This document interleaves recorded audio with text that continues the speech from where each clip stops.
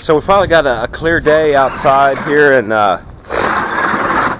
take a look at the radiator I've got kind of taken apart here.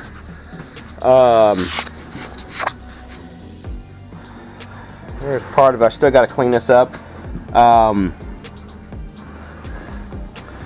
gonna have to fix a couple of these because, like right here, there's a obviously that's been rusted through. So I got some of these that I'm gonna go ahead and try to weld on there and fix.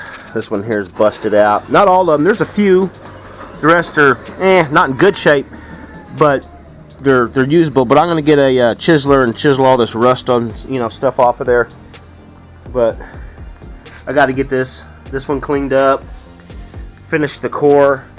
I'm gonna take this outside and pressure wash it and blow out. I already blew out all the little flumes with air, but most of them are good. But I want to get the rest all cleaned up and good and tight and good to go. Shop's a mess. And then I got, of course, some new stuff. I went ahead and rebuilt the this, obviously, pretty much all ready to go. I put a new sleeve on there. I just got to put the bearings and the lip seal and stuff. That's for the fan. So I was ready to go. Went ahead and got anxious and painted it real quick with a brush, but it's all good. But I got some goodies in here, for it too. It needed a new muffler because, it's just, the other one's just completely, basically straight through. There ain't nothing left. And then I got me a new, basically front motor mount. It goes on the front of the crankshaft, so to speak. And I don't think I'm going to have to change the seal out and all this other stuff. Hopefully we won't have to do anything major changing that out. It's been a while since I changed one out. New belts. Got some new glow plugs and stuff, and hoses for the radiator, a whole bunch of new bolts and stuff. And just a few things for the front. Got a water pump rebuild kit. And then over here I've got miscellaneous gaskets and stuff, nothing major.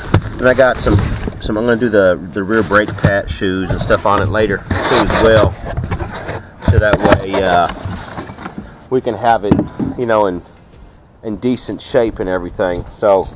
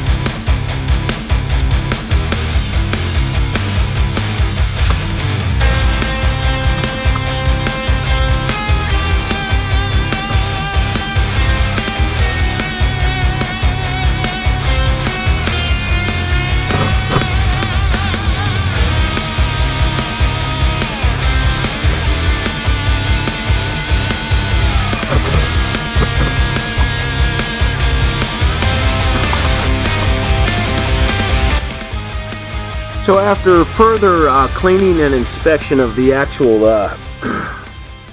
bottom pan of the radiator here, look at that. We got some holes in it. So, but that ain't gonna stop me.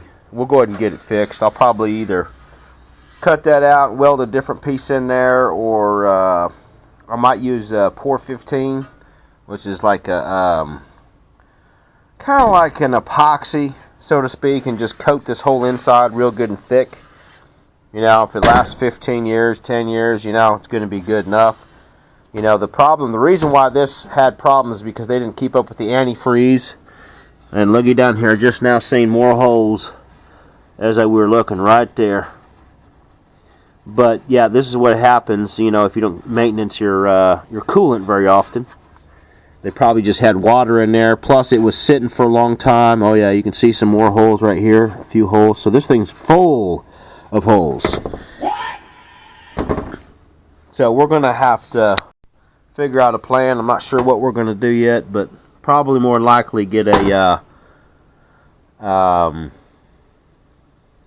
some of that Pour 15, and I could fabricate. This is a pretty simple piece, so I could fabricate something up if I had to. It doesn't have to be exactly round like this and everything, but we'll figure out something here. So after further inspection on the tank, the radiator tank and everything, I found, you know, like I was showing you guys, some holes right in here, some pinholes, and down over here. So I went ahead and just kind of booger welded them up. You know, it's rusty, so it's not going to do real well, but it's going to be decent enough. So what I plan on doing is I went down to Summit. They got a Summit Racing warehouse and stuff. So what I'm going to do is I went ahead and bought this fuel tank sealer. So this is probably going to be thick enough to put in here to seal up all this stuff and make it good. I'm going to put a coat on the inside and a coat on the outside. Now I wanted to get some liquid steel, which is called, I think, thermo steel, made by who is it, Blue something or another, and I was going to use that and actually show you here in a minute. That's what it's called. It's called Blue Magic thermo steel, and what it is I needed like a quart size. Everyone sells this really small, you know, like I think this is what, 8 ounces or something like that, really small. And so I was going to coat the inside of this so that way I wouldn't have any problems. But this is going to work good enough just using this stuff here. You know, we'll throw that in there, seal it up, we'll paint it. It's, you know, it's not like completely rusted out. It's just there's a few spots that were kind of thin, and I'm sure there's probably a few other spots that are kind of running thin, but not thin enough to where we're going to be, you know, really concerned once I put this sealer on there. So let's go ahead and do that.